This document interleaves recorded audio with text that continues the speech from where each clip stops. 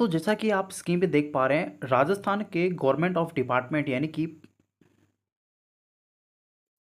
दोस्तों जैसा कि आप स्क्रीन पे देख पा रहे हैं government of Rajasthan department of personnels के द्वारा ये नोटिफिकेशन निकाला गया है जिसके अंदर सीईटी यानी कि कॉमन एलिजिबिलिटी टेस्ट एग्जामिनेशन जो है उसके लिए मिनिमम मार्क्स को लेके यहाँ पे इस नोटिफिकेशन में मेंशन किया गया है।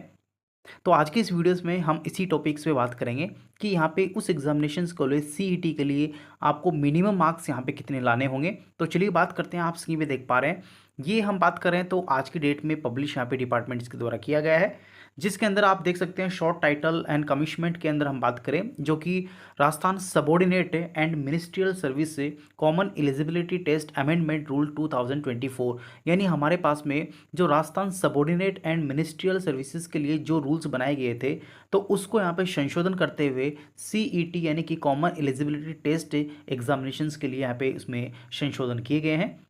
साथ ही उनको एनफोर्स करने के लिए ऑफिशियल गजेटेड यहाँ पे कर दिए गए हैं, यानी इनको अब यहाँ पे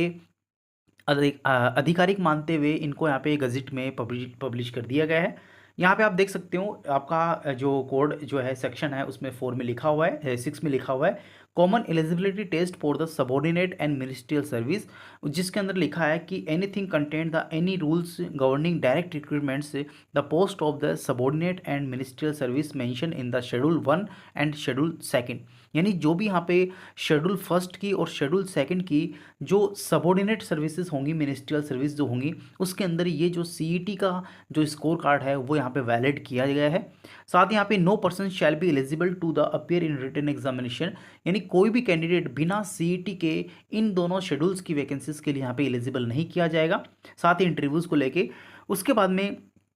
इसमें है मेंशन द शेड्यूल्स 1 एंड 2, यानी जो भी फर्स्ट और सेकंड शेड्यूल्स की जो वैकेंसीज होंगी जो कि सबॉर्डिनेट डिपार्टमेंट्स के द्वारा निकाली जाएंगी उसके अंदर यहाँ पे जो भी कैंडिडेट के मान लो इन केस में जो मिनिमम 40 मार्क्स से अगर कम लेके आते हैं तो उसको यहाँ पे फेल यहाँ पे मिनिस्ट्रियल डिपार्टमेंट्स के द्वारा कर दिया जाएगा। यानी मिनिमम क्वालिफाई मार्क्स को लेके हम बात करें तो आपको सीईटी के अंदर क्वालिफाई करने के लिए आपको कम से कम 40% आपके पास में होने चाहिए शेड्यूल 1 और शेड्यूल 2 कैटेगरीज की वैकेंसीज के लिए। उसके बाद में यहाँ पे हमारे पास में यहाँ पे है आप देख सकते हो minimum 40 marks in the CET, however the relaxation in minimum marks up to the 5% shall be available to the candidate belonging to scheduled caste and scheduled tribes। अगर यहाँ पे मान लीजिए कोई कैंडिडेट एसटी एससी कैटेगरीज का है तो उसके लिए यहाँ पे 5% का रिलैक्सेशन जो है वो यहाँ पे विभाग के द्वारा दिया जाएगा, यानी कि उसको कॉमन जो एलिजिबिलिटी टेस्ट है उसके अंदर मिनिमम जो है 35% का स्कोर जो है वो आपको शेड्यूल 1 और शेड्यूल 2 कैटेगरीज की जो वैकेंसीज हैं जो कि सबॉर्डिनेट डिपार्टमेंट्स के द्वारा निकाली जाएंगी तो उसके अंदर एलिजिबल वो कैंडिडेट होगा। अदरवाइज जो भी कैटेगरीज के हैं जो ओबीसी हैं जो जनरल हैं उन कैंडिडेट्स को लिए जो मिनिमम मार्क्स रहेंगे वो इस एग्जामिनेशन में 40 मार्क्स यहाँ पे सीईटी एग्जामिनेशंस में रहेंगे जो कि शेड्यूल 1 और शेड्यूल 2 की सर्विसेज इसमें मेंशन कर दी गई हैं। तो ये हमारे पास में आज का जो